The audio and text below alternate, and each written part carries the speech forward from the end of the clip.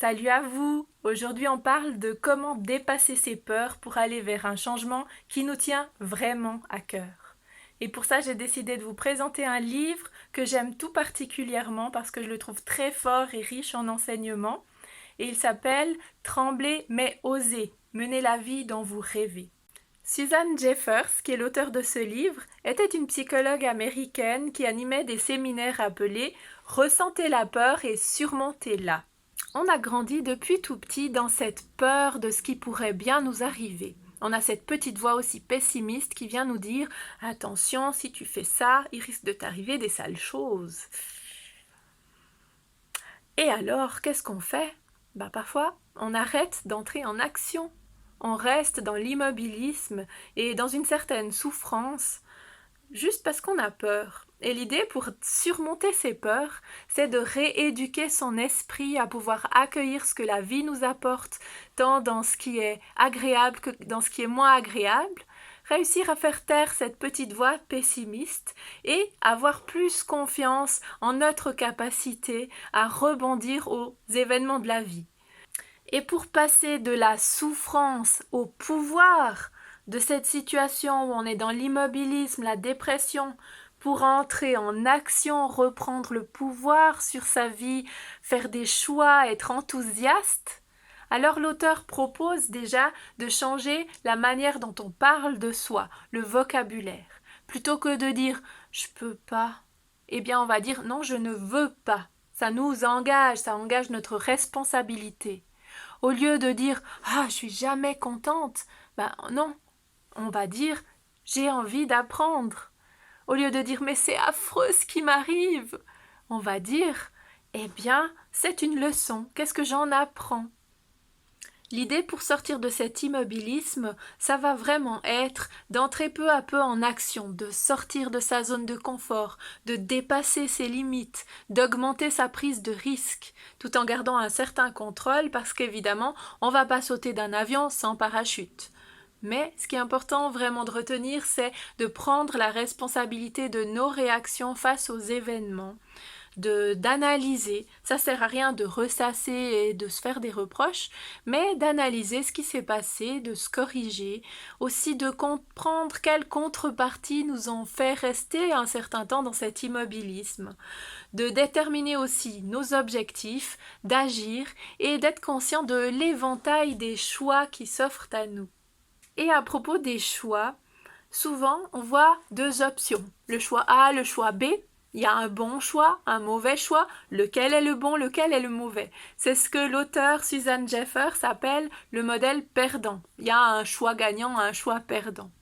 Elle propose de ne pas voir les choses de cette manière, mais de plutôt voir qu'il y a plusieurs options et que chaque option est une bonne option avec ses avantages et ses inconvénients.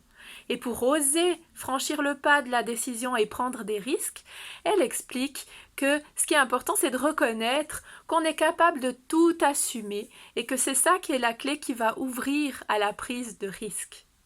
L'un des principaux obstacles à l'épanouissement, ça va être le regard des autres et la résistance au changement de son entourage.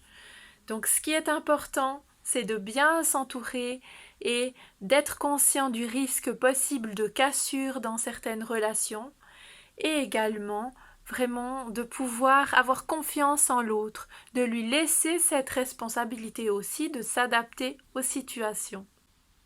Un autre élément vraiment important pour ne pas tomber dans une dépendance qui pourrait mener à une souffrance, c'est de ne pas mettre tous les œufs dans le même panier. Donc, elle propose de fractionner sa vie en domaines, de ne pas attribuer un sens à sa vie dans un seul domaine, comme une relation amoureuse, tout miser là-dessus, ou comme le travail, tout miser là-dessus. Non, elle propose de fractionner sa vie en domaines. La famille, les relations amoureuses, le travail, l'épanouissement personnel, les hobbies, le temps pour soi, etc. De vraiment bien fractionner et de s'engager à 100% dans chacun de ces domaines pour éviter un effondrement total s'il y a un sentiment d'échec dans un de ces domaines. Parce que si on mise tout sur un seul domaine, quand ça foire, on a l'impression d'avoir tout perdu. Finalement, les derniers éléments que je voulais relever, c'est déjà l'importance de dire oui à la vie, oui à ce qui vient, autant dans le plus agréable que dans le moins agréable, en gardant toujours l'intime conviction que tout peut avoir un sens, un but. C'est aussi important d'être généreux et sans attente, vraiment de donner sans attente de son temps, de son amour, parce que si on a des attentes, on risque de tomber dans la peur de ne pas recevoir assez. Mais non, donner et être généreux de bon cœur, ça permet aussi de gagner en confiance en soi, en pouvoir personnel et en épanouissement. Donner sans attente, ça veut aussi dire qu'on ne va pas chercher à changer l'autre, on lui laisse la pleine responsabilité de ses choix, de prendre sa vie en main. Ça ne veut pas dire non plus qu'on doit tout accepter, qu'on doit accepter n'importe quel comportement.